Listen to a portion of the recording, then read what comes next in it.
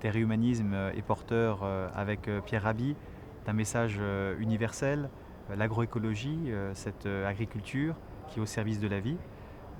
On aimerait savoir quel est le rêve aujourd'hui qui te porte au travers justement de cette association. Le rêve, c'est simplement de nourrir tout le monde. C'est de pouvoir nourrir tout le monde. Et c'est possible parce que l'agroécologie a montré que c'était possible.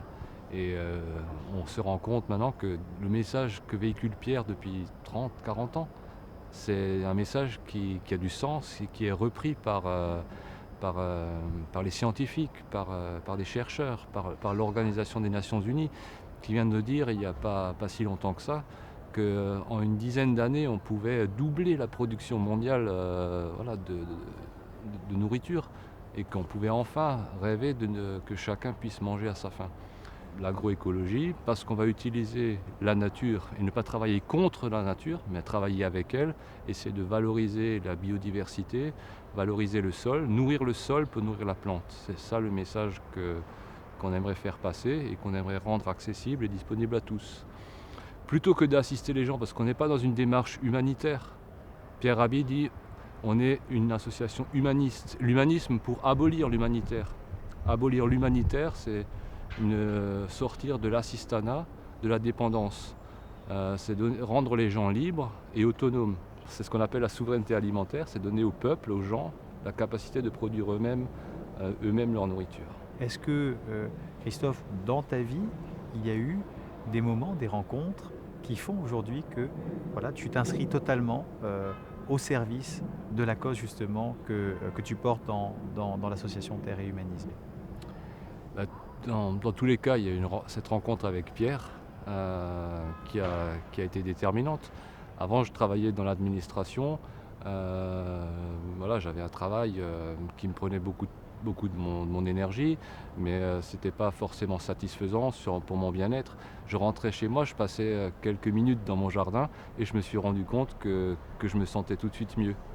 Et donc j'ai eu envie aussi d'être bien tout le temps, que d'être bien de temps en temps. Et donc j'ai choisi, un petit peu à l'image de Pierre aussi, de devenir moi-même paysan. Donc de vivre, d'essayer de vivre au contact de la terre au quotidien. Voilà. Donc, et aujourd'hui j'ai envie de diffuser ça et d'aider d'autres personnes à, à trouver ce bien-être. Parce que quand on cultive son jardin, quand on cultive quand on prend soin de l'humus, quand on prend soin du sol, quand on prend soin d'une plante, quand on sème une graine, il y a quelque chose d'autre qui se passe en soi que simplement un geste technique. On se reconnecte à la vie, on se reconnecte à l'essentiel, on se rend compte à quel point quelque chose nous dépasse. Aujourd'hui, est-ce qu'il y a un agenda sur l'actualité porté par l'association Terre et Humanisme? Donc là, on est en train de développer ce projet qu'on a appelé Solidarité locale France, pour faire la différence avec la solidarité internationale, dont l'objectif c'est de soutenir les plus démunis dans notre pays et d'aider chacun, d'aider les structures qui œuvrent dans ce domaine de l'insertion, de l'aide sociale, à développer des jardins sur des modèles et des techniques agroécologiques pour aller vers un petit peu plus d'autonomie, de liberté. Voilà. Faire son jardin, ça a plein de vertus. On produit sa nourriture, mais on produit une nourriture de qualité. On produit une nourriture qui nous ressemble. On produit une nourriture dans laquelle on a mis notre énergie, qui nous rend notre énergie. C'est aussi un endroit où on va faire des rencontres, où on va rentrer en contact avec d'autres personnes.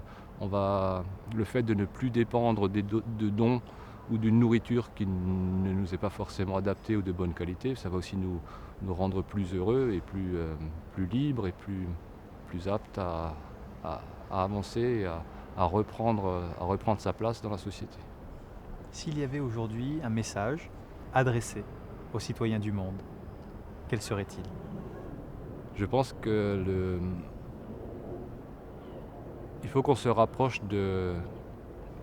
on ne changera pas le monde s'il n'y a pas de changement humain. Je pense que le message il est là. Se changer soi-même, accepter ce changement-là.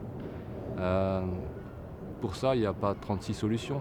C'est se reconnecter à soi, à la nature, à son environnement, et travailler de concert avec nos semblables. C'est-à-dire sortir d'une société individualiste ou une société de compétition vers une société coopérative, une société participative où chacun amène sa pierre à un édifice commun, à un projet commun.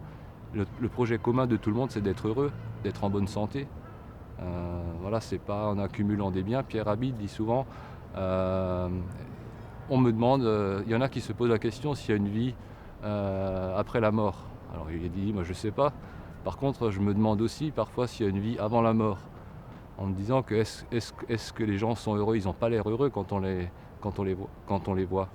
Et donc le vrai chemin ou la vraie question à se poser, c'est comment est-ce qu'on peut chacun être plus heureux? Comment est-ce qu'on peut chacun se libérer de nos peurs de manquer, de nos peurs de ne pas être aimé, pour aller vers un petit peu plus d'amour, d'ouverture sur les autres. Voilà. Je pense que le message, le message de terre et humanisme de Pierre Rabhi, voilà, c'est d'aller vers ça, se changer soi-même pour changer le monde.